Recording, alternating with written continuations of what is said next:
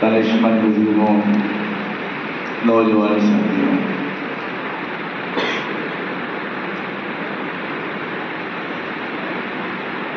آج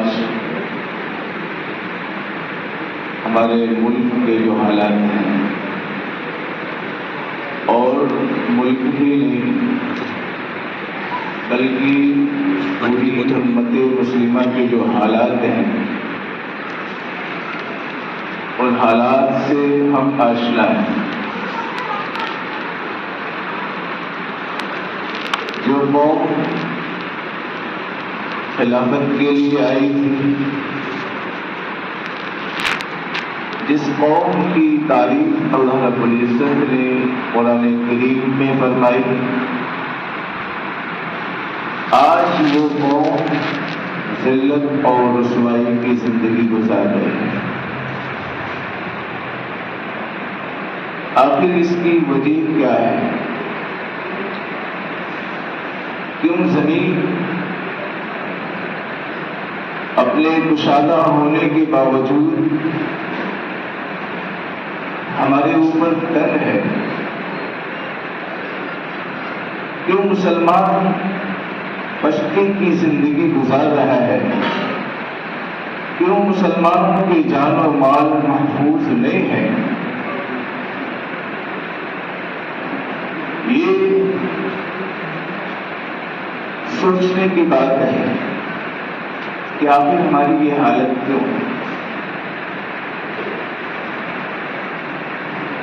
ہم کو اللہ تعالیٰ نے جس مقصد کے تحت بھیجا تھا، جس کام کے لیے بھیجا تھا، جس ڈیوٹی کو دے کر اللہ تعالیٰ نے ہمیں بھیجا تھا، جب ہم نے اس ڈیوٹی کو فراموش کر دیا، اپنے مشن کو ہم نے چھوڑ دیا، تو ذلت اور رسوائی ہمارا مقدر ہے۔ قرآن کریم میں اللہ تعالیٰ نے ایک مقام بھی فرمایا، ظہر الفساد فی البر والبحر بما کسبت ایدی الناس۔ خشکی اور تری میں، آبادی جنگلات میں فساد پھیل گیا، لوگوں کی اعمال کی وجہ سے، لوگوں کی اعمال کی وجہ سے۔ لِيُذِيقَهُمْ بَعْضَ الَّذِي عَمِلُوا، تاکہ تمہارے بعض اعمال کا، بعض جرائم کا اللہ تم کو ذائقہ چکھا دے، لعلہم یرجعون، تاکہ تم لوٹ آؤ۔ اور ایک موقع پہ اللہ تعالیٰ فرماتے ہیں، وَمَا أَصَابَكُم مِّن مُّصِيبَةٍ فَبِمَا كَسَبَتْ أَيْدِيكُمْ وَيَعْفُو عَن كَثِيرٍ، کہ تمہارے اوپر جو مسائل آتے ہیں، جو پریشانیاں آتی ہیں، وہ سب تمہاری بدعمالی کا ثمرہ ہے، برے اعمال کا نتیجہ ہے۔ تو جو یہ حالات آج ہمارے اوپر ہیں، یہ سب ہمارے برے اعمال کا نتیجہ ہے، ہماری بدعمالی کا ثمرہ ہے۔ آج اگر ہم ذلت کی زندگی گزار رہے ہیں تو ہم نے اپنی اس ڈیوٹی کو فراموش کیا ہے، جس ڈیوٹی کو دے کر اللہ رب العزت نے ہمیں یہاں بھیجا تھا، اور یہ ڈیوٹی دی تھی، کنتم خیر امۃ اخرجت للناس تأمرون بالمعروف وتنہون عن المنکر، کہ تم بہترین امت ہو، لوگوں کی نفع رسائی کے لیے نکالے گئے ہو، تم اچھائیوں کا حکم دیتے ہو اور برائیوں سے منع کرتے ہو۔ آج ہم برائیوں پہ نکیر کرنے والے نہیں، ہم نے اچھائیوں کا حکم کرنا چھوڑ دیا، تو ذلت ہمارا مقدر بن گئی۔ ہمارے معاشرے کے اندر کتنی بیماریاں ہیں، کتنے جرائم ہیں، اور ان جرائم کو ہیں اور اس کے اوپر ہم نکیر نہیں کرتے، ہم اس میں شامل ہوتے ہیں۔ سامنے والا جو دیکھتا ہے مولانا صاحب جو اس مجلس میں شامل ہیں، کھڑے ہو کر کھانا چل رہا ہے اور مولانا صاحب بھی اس میں شامل ہیں، کھا رہے ہیں، تو وہ کہتا چلو ٹھیک ہے، درست ہے، جائز ہے۔ جن شادی بیاہ کے اندر رسم و رواج ہوتا ہے، جن شادی بیاہ کے اندر لین دین کے معاملات ہوتے ہیں، ہم ان کے اندر بنفس نفیس شامل ہوتے ہیں، ہم اس کے اوپر نکیر نہیں کرتے ہیں۔ کتنے مسائل ہمارے سامنے ہیں، کتنے مسائل ہیں۔ آج ہمارے جو گاؤں ہیں، دیہاتے ہیں، ان دیہاتوں کے اندر مکاتب نہیں ہیں، ان دیہاتوں کے اندر شرک جیسی بیماری کے اندر اپنے آپ کو مسلمان کہنے والا گرفتار ہے۔ جن دیہاتوں کے اندر لوگ کلمہ نہیں جانتے ہیں، میں تو آپ سے نہیں بتلا سکتا، لیکن میرے یہاں اتنی دیہاتیں ہیں جہاں پہ لوگ کلمہ نہیں جانتے ہیں، جو اور برادران وطن رہتے ہیں انہی کی طریقے سے وہ زندگی گزار رہے ہیں۔ کیا ہم نے کبھی اس جانب فکر کی ہے کہ یہ بھی امت محمدیہ کے نوجوان ہیں، یہ بھی امت محمدیہ کی مائیں اور بہنیں ہیں، یہ بھی امت محمدیہ کے بوڑھے بزرگ ہیں جو بغیر کلمہ کے اس دنیا سے رخصت ہو رہے ہیں؟ کبھی ہماری توجہ اس طرف نہیں کی۔ ہم نے تو اللہ تعالیٰ نے پیدا ہی اس لیے کیا تھا تاکہ لوگوں کی نفع رسائی کریں، لوگوں کے لیے ہم ایک ایسا راستہ ہموار کریں جس سے ان کو دین کے اوپر چلنا آسان ہو جائے۔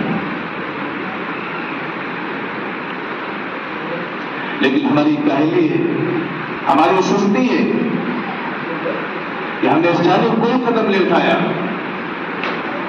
اللہ بھلا کرے ان حضرات کا جو تبلیغ سے منسلک ہے، وہ گاؤں گاؤں کی خبر رکھتے ہیں، قریہ قریہ کی خبر رکھتے ہیں، اپنا وقت نکال کر ان کے درمیان میں جاتے ہیں، دین کی باتیں ان تک کی پہنچاتے ہیں۔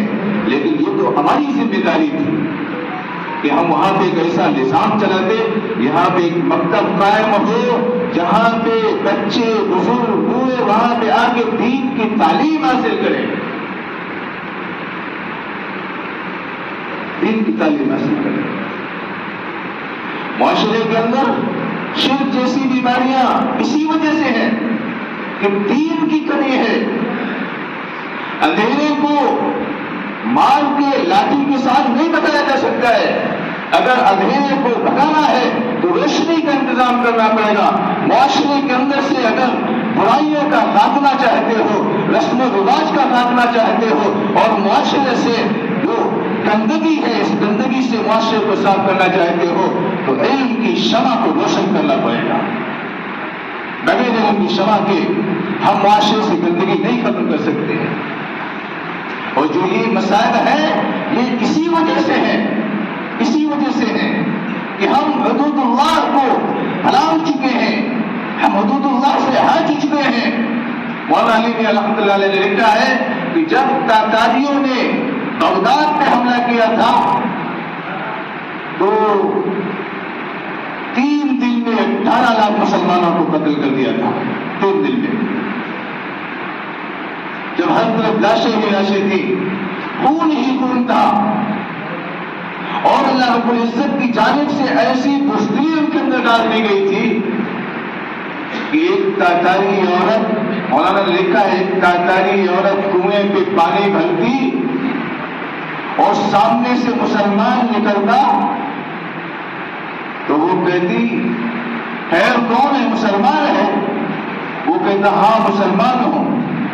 وہ کہتے رک جا، گھر جانا ہے، تلوار لانا ہے اور اس کو ذبح کرنا ہے۔ مولانا نے لکھا ہے اس کے اندر اتنی ہمت نہیں تھی، اتنی طاقت نہیں تھی کہ وہاں سے بھاگ جاتا، وہ عورت گھر جاتی، وہاں سے تلوار لاتی، اس مسلمان کو ذبح کرتی اور وہ تڑپ کر جان دے دیتا۔ یہ عالم تھا بزدلی کا جو اللہ کی جانب سے مسلمانوں کے دلوں کے اندر ڈال دی گئی تھی۔ ایک دن شہزادی وہ گھوڑے پہ سوار ہو کے باہر نکلتی ہے، فوجی بھی اس کے ساتھ میں ہے، دیکھتی ہے چھپر کے نیچے ایک اللہ والا سفید بارش مسلمانوں کے بچوں کو جوانوں کو کچھ تعلیم دے رہے ہیں۔ وہ لڑکی کہتی ہے یہ کون ہے، یہ کون ہے؟ تو سپاہی کہتے ہیں مسلمان معلوم دے رہا ہے، کہا اس کی اتنی جرأت میرے سامنے کھڑا ہے، اس کو پکڑ کے لاؤ۔ اس کو پکڑ کے لایا گیا، وہ بزرگ کھڑے ہیں، شہزادی گھوڑے پہ ہے، اس کی جوتیاں حضرت کے داڑھی سے ٹکرا رہی ہے۔ وہ کہتی ہے کہ تمہارا یہ عقیدہ ہے کہ اللہ جس کے ساتھ ہوتا ہے وہ کامیاب ہوتا ہے، اللہ جس کے ساتھ نہیں ہوتا ہے وہ ناکام ہوتا ہے۔ تو انہوں نے کہا ہاں بیٹی تو نے بالکل صحیح سنا ہے، اللہ جس کے ساتھ ہوتا ہے وہ کامیاب ہوتا ہے، اللہ جس کے ساتھ نہیں ہوتا ہے وہ ناکام ہوتا ہے۔ تو اس نے کہا پھر مان کیوں نہیں لیتے اللہ ہمارے ساتھ ہے، مان کیوں نہیں لیتے اللہ ہمارے ساتھ ہے؟ تو ان بزرگ کی چیخ نکل گئی، کہا نہیں یہ نہیں مان سکتا، اللہ کل بھی ہمارے ساتھ تھا، اللہ آج بھی ہمارے ساتھ ہے۔ تو اس نے کہا سب کچھ لٹا دیا پھر بھی سمجھ میں نہیں آ رہا ہے، آج حکومت ہمارے ہاتھ میں ہے، ہم نے تمہارے بچوں کو ذبح کر ڈالا ہے، سب کچھ ہمارے پاس ہے، پھر بھی نہیں مان رہے ہو کہ اللہ ہمارے ساتھ ہے۔ تو انہوں نے کہا کہ بیٹی تمہارے جانور پالے جاتے ہیں؟ تو وہ ہنسنے لگی۔ اس نے کہا یہ بھی کوئی پوچھنے کی بات ہے، اس زمانے میں جس کے پاس زیادہ جانور ہوا کرتے تھے وہ اس زمانے کا رئیس ہوا کرتا تھا، اور یہ تاتاری قوم یہ بنجارے تھے، ان کے پاس جانور ہی جانور ہوا کرتے تھے۔ تو اس نے کہا ہمارے پاس تو بہت جانور ہیں، بہت جانور ہیں۔ تو کہا کہ ان جانوروں کو کنٹرول کرنے کے لیے کتنے چرواہوں کی ضرورت پڑتی ہے؟ ایک چرواہا سارے جانوروں کو کنٹرول کر لیتا ہے۔ کہ اکیلے ہی کا نہیں، ہمارے پاس شکاری کتے ہیں، ہمارے پاس شکاری کتے ہیں جو تربیت یافتہ ہیں، جو چرواہے کے آواز پر بھاگ کر جانوروں کو ہٹا کے لاتے ہیں۔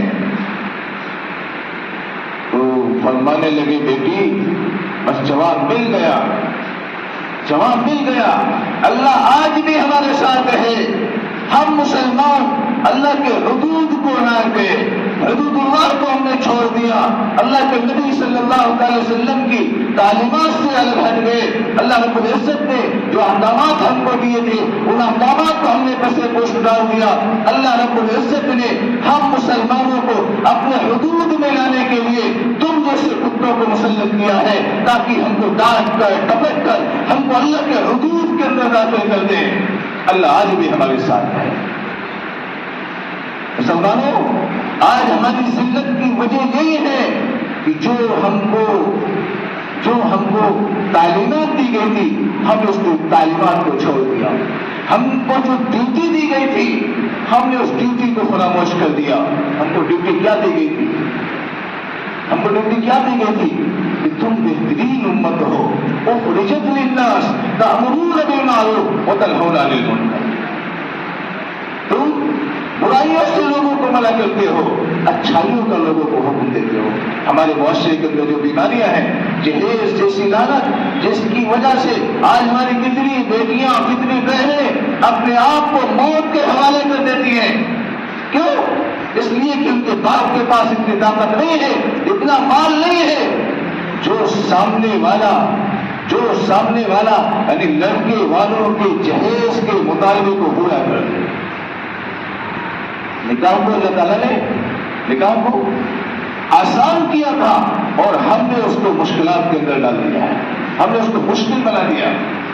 کھانا بھی بیٹی والوں کے اوپر جہیز کیوں لے کے آئے گی، اور اگر نہیں لائی خدا نخواستہ تو اس کو ٹارچر کیا جاتا ہے، اس کو ٹارچر کیا جاتا ہے۔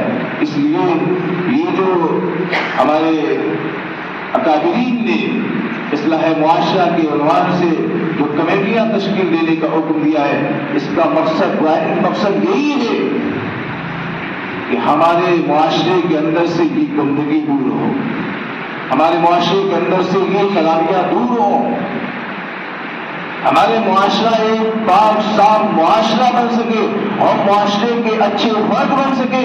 آج ایک برادران وطن غیر مسلم مسلمان کو دیکھتا ہے اور دیکھ کر وہ اسلام کو پرکھنا چاہتا ہے، جتنا نقصان آج اپنوں سے اسلام کو پہنچا ہے کسی سے نہیں پہنچا ہے۔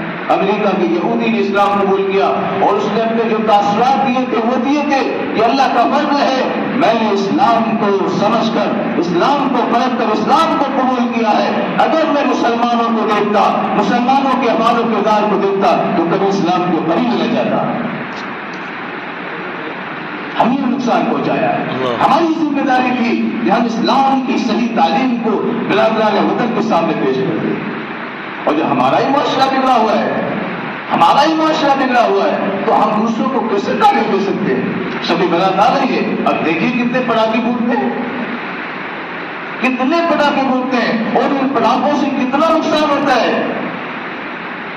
دوسروں کی مشاورت ہم اختیار کر رہے ہیں۔ یہ یہودیوں، یہ مجوسیوں کی علامت تھی، یہ مجوسی کیا کرتے تھے آگ زنی کرنا۔ آج ہمارے بچوں کو شبِ برات کے اندر دیکھو کتنے پٹاخے پھوڑتے ہیں، کتنے دیے چلاتے ہیں، کتنی موم بتیاں جلتی ہیں۔ من تشبہ بقوم فہو منہم، حضور نے فرمایا جو جس قوم سے مشابہت اختیار کرے گا قیامت کے دن اس کا حشر اسی کے ساتھ ہوگا۔